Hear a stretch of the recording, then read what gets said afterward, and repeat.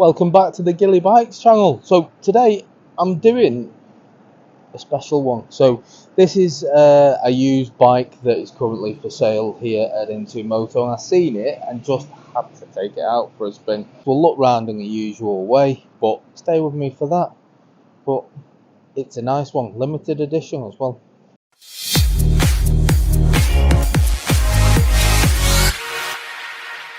Ooh, here we are. I've had a little ride, gone to one of my usual haunts, one of the local car parks, the Royal Enfield Classic 500. It's a limited edition bike, this, so only 1,000 of them were made. And let's have a look which number of the 1,000 this was. So this is 542 of 1,000 made. And you know, over the years, these bikes, they're not going to be more of them, but they will be whittled down with people writing them off, and it happens.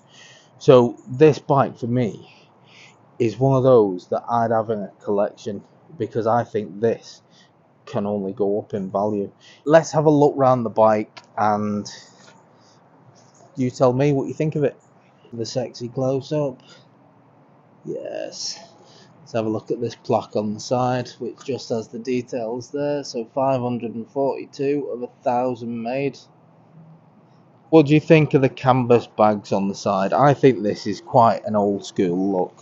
It's not something I would say is my personal preference. I wouldn't buy these if they were an extra, but I think they're quite in keeping with the look of the bike.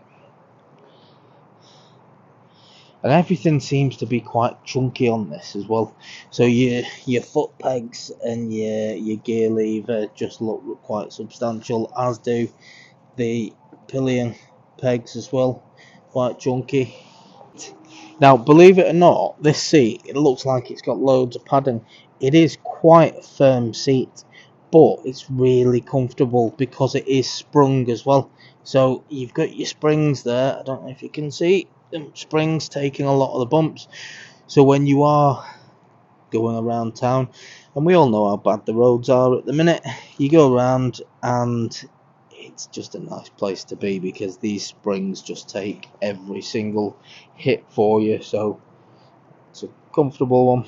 Spoked wheels as well. I do think this type of bike, it needs to have spoke wheels. Just sets the bike off, makes it look nice.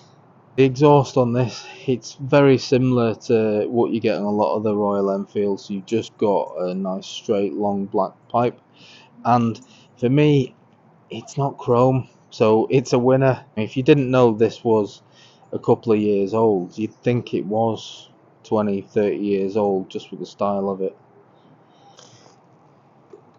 Kickstart, don't know what it is. It takes me back to my youth. Every time I see a kickstart on a motorbike, it just shocking, really. You think how easy it is to start with an electric button, but I get all gushy over a kickstart.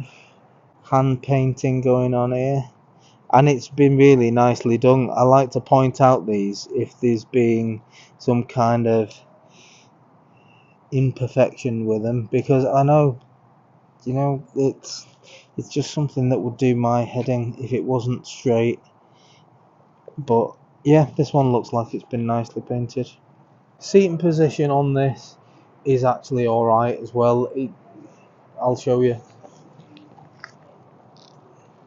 So flat footing, just about. Your back is nice and up straight, so this is a type of bike that you could spend hours on and you'd be perfectly comfortable. The seat really does. The spring takes all of the bumps out the road for you, so when you go over the beautiful roads that we've got here, it's comfortable. Can't knock it at all for comfort. I think it's really nice. Let's just talk buttons, shall we? We've just got the horn and your indicators, and we've got your high low beam. And this side, again, not really a lot going on. You've got your engine cut off and engine start, and that is it. Again, just really basic, but you know, it's built to look like a bike that is considerably older than what it is. So for me, it's just really in keeping with the style of it. We've got your speedo, we've got your miles done, you've got the odd little warning light there for your indicators, high beam, neutral, all that stuff, and then we've got your engine warning light. This does have ABS as well, so there's an ABS warning light, engine warning light, and your fuel warning light. It's enough of a walk round for me. Basic bike. It's a classic looking motorbike, and for me the big selling point is this is a limited edition bike, sold in limited numbers. I think this would be a good investment bike. That's what I would get it for. You might want it for different reasons, but for me, I'd be looking at something like this to try and keep the miles nice and low, to try and get back more than what I paid for it in the future, because I think it's capable of it. Anyway, let's go for a ride. The seat is quite firm. That being said, I think it is sprung, so because of that it does soak up all the bumps and everything in the road, so it does make it really comfortable. It goes through the gears really nicely, as I've come to expect with all of the Royal Enfields. Little bit of vibration with it, but not much, just enough to let you know that the engine's running, so you can just feel a little bit of a judder, but nah, nothing that would worry you.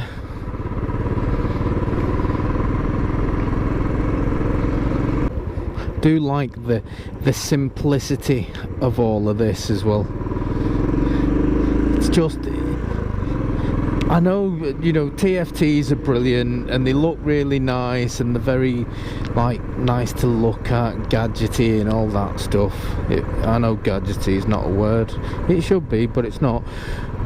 But there's just something nice about jumping onto a bike and not having to wait however long for a TFT to load up, and not having to mess about going through modes, which, you know, is fine for some bikes. I don't mind it, it's nice to have a little play, but sometimes you just want to jump on the bike and ride, don't you? And this is one of those bikes where it's just simple. So I am a massive 5'8", so if you're anything around my height or taller, this bike height wise is not going to be an issue. And if you're shorter, as I say every time, get down to the showroom. If you're interested, get down the showroom, throw your leg over it and see how it fits you. Well, the back brake's nice as well. Just did a little brake test coming up to this set of lights, and the back brake worked really well. Let's give it a little go on the motorway. I'm only going to do one junction, but one junction will be enough for me to get an idea of whether or not I could live with this. Motorway slip road.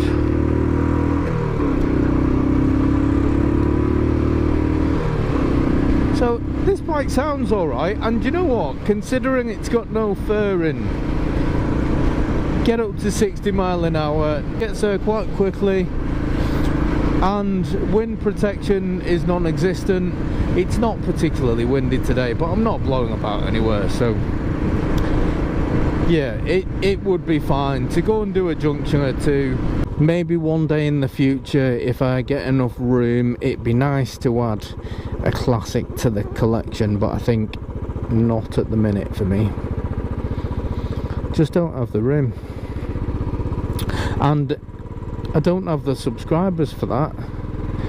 Get me some more subscribers and who knows, might be able to afford an extra bike in the collection, but certainly not at the minute.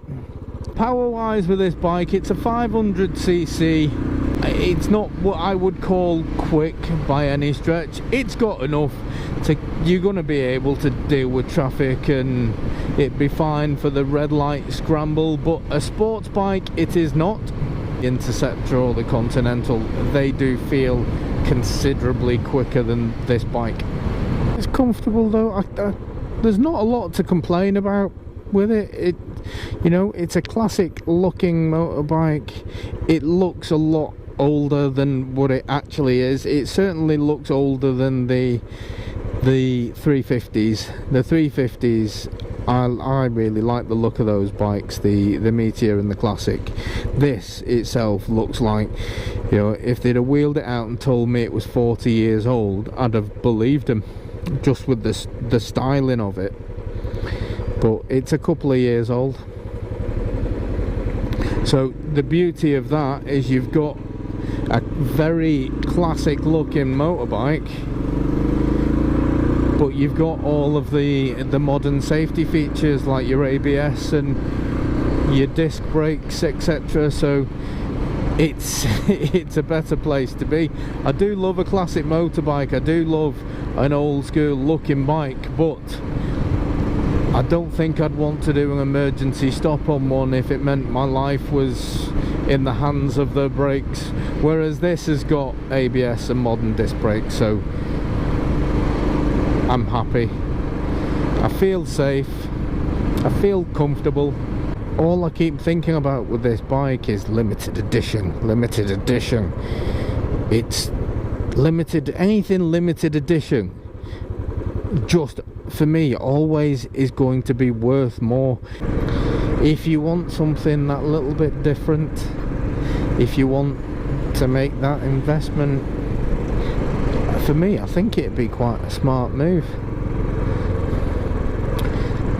Just depends. If you're one of those people like me who buys a bike, keeps it for a year or so and then swaps for something else, then yeah, I don't think you're going to lose much on this bike. If anything, I think it's one of those bikes that, because it's a couple of years old, I think you'd have lost whatever it was going to lose anyway, really. I think you'd